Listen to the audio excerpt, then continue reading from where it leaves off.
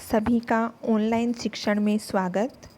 आज हम अष्टमी कक्षा के दशम पाठ नीति नवनीतम इसका अध्ययन करेंगे। सबसे पहले शीर्षक का अर्थ। नीति या नीति युक्त जो वचन है उसका नवनीतम मतलब मक्खन। मक्खन एक तरह से क्या होता है, किसी भी चीज़ का निचोड़। ठीक है, जैसे हम दही को बिलोते हैं, उसके बाद लास्ट में जो निष्कर्ष रूप में जो निकलता है वो मक्खन होता है।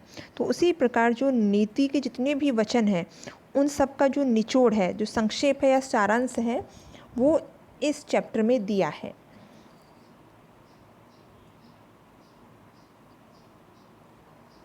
प्रस्तुत पाठ मनुस्मृति के कतिपय श्लोकों का संकलन है। संकलन मतलब इकट्ठा करना, जो सदाचार की दृष्टि से अत्यंत महत्वपूर्ण है। सदाचार अच्छे व्यवहार की दृष्टि से अत्यंत महत्वपूर्ण है।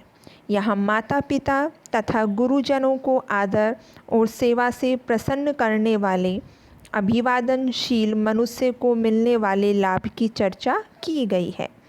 इसके अतिरिक्त सुख दुख में समान रहना, अंतरात्मा को आनंदित करने वाले कार्य करना तथा इसके विपरीत कार्यों को त्यागना, सम्यक विचारोपरांत तथा सत्य मार्ग का अनुसरण करते हुए कार्य करना आदि शिष्टाचारों का उल्लेख भी किया गया है। अभिवादनशीलस्य नित्यं वृद्धोपसेविनः चत्वारि तस्य वर्धन्ते आयुर्विद्या यशोबलम्।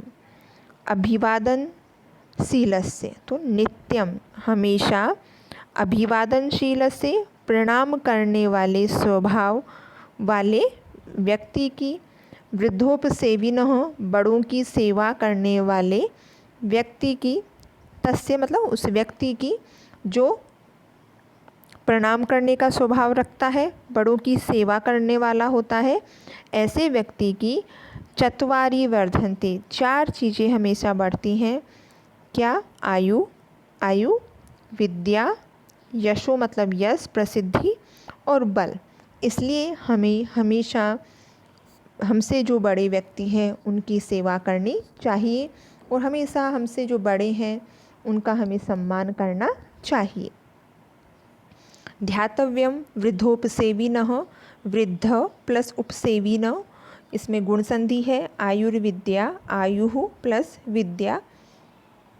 प्रश्नाः अभिवादनशीलस्य कानि वर्धन्ते? चत्वारि वर्धन्ते आयुर्विद्या यशोबलम्। नीति नवनीतं पाठः कस्मात् ग्रन्थात् संकलितः? मनुस्मृति इति ग्रन्थात्। किं किं वर्धन्ते? आयु, विद्या, यश, बल। यं माता पितरौ क्लेशं सहेते संभवे नृणां, न तस्य निष्कृतिः शक्या कर्तुं वर्षशतैरपि।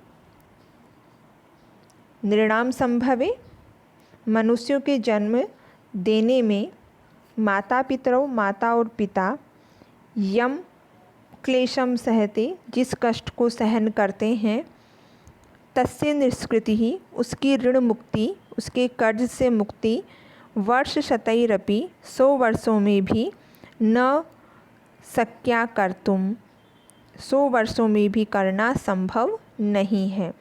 इसलिए हमारे जीवन में माता पिता का जो योगदान है वो बहुत महत्वपूर्ण है।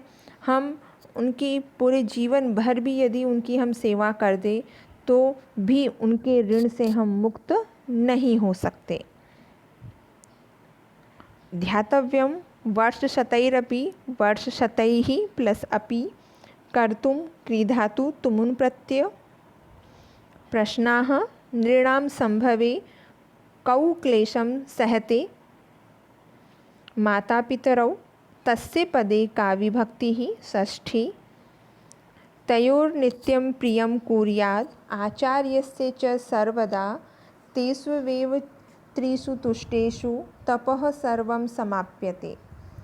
नित्यम हमेशा, तयोः मतलब माता पिता, उन दोनों की मतलब माता पिता की, आचार्य से और गुरु की, सर्वदा प्रियम कुर्यात् हमेशा प्रिय मतलब उनको जो अच्छा लगता है वो हमें करना चाहिए।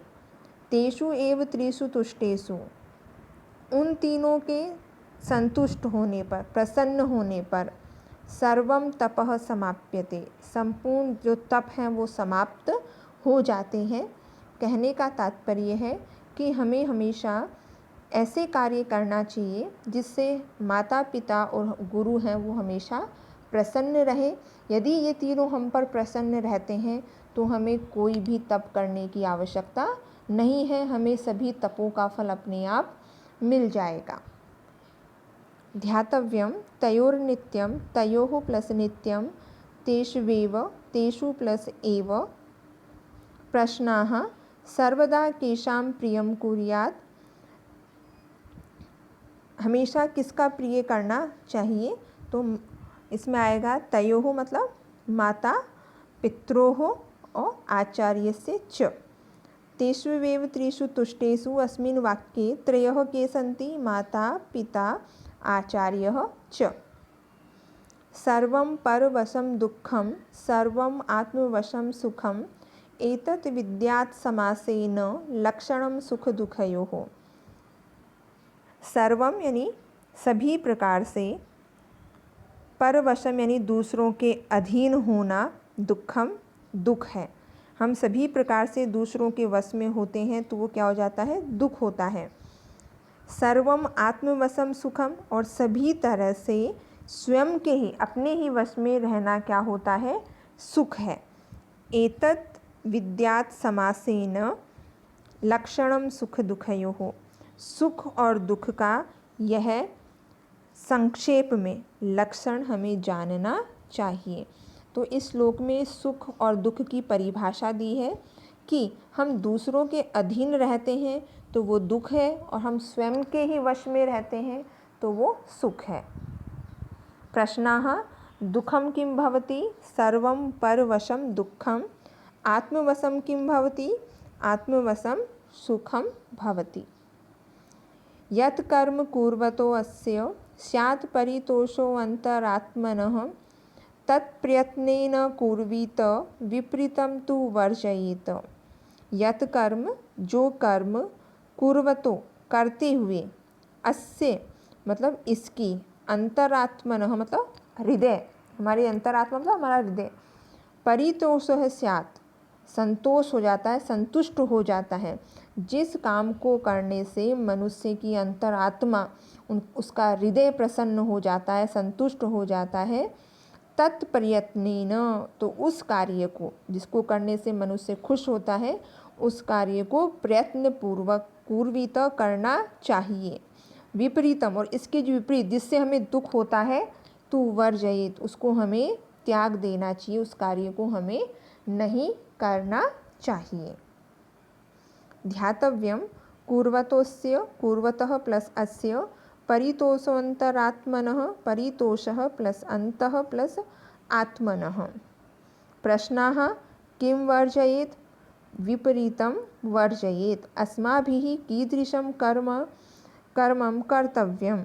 अस्माभिः यत् कर्म कर्तव्यं येन अंतरात्मनः परितोषः भवति, संतुष्टः भवति।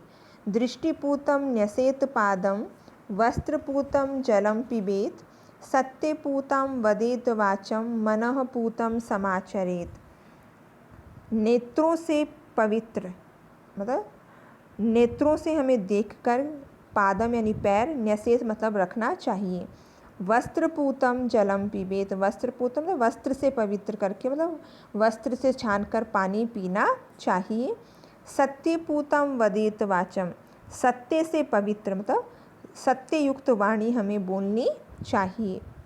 मनःपूतम समाचरेत, मन को पवित्र करके ही हमें व्यवहार करना चाहिए। तो इसमें बताया है कि दृष्टि है उसको हमेशा क्या करना चाहिए?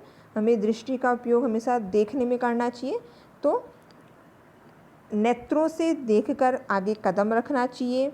कपड़े से छानकर हमें पानी पीना चाहिए, मतलब साफ पानी पीना चाहिए। सत्ययुक्त वाणी बोलनी चाहिए और मन को हमेशा पवित्र रखना चाहिए।